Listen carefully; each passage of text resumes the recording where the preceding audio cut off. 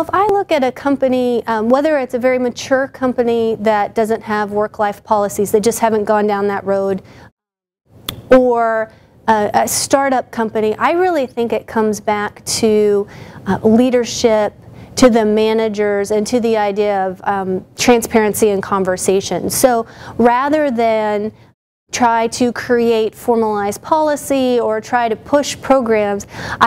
I've found in the work that we've done that conversation with leadership and helping leadership and those managers understand why this is important, and then really utilizing hopefully a culture that already exists and that already is supportive, allows you to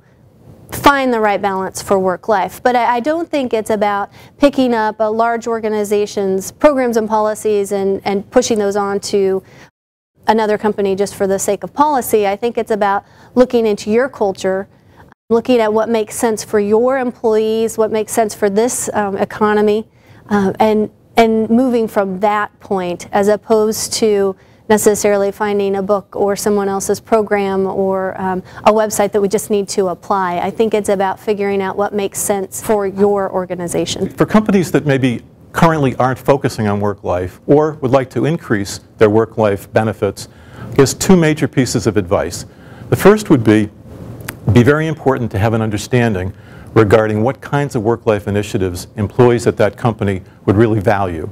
So some kind of a needs assessment survey would likely be very helpful with that. So that may mean that the company, if they don't have those resources within their organization, may need to think about possibly hiring a work-life consultant, but someone to help understand what do the employees of that group really value, which is likely to be driven by the demographics.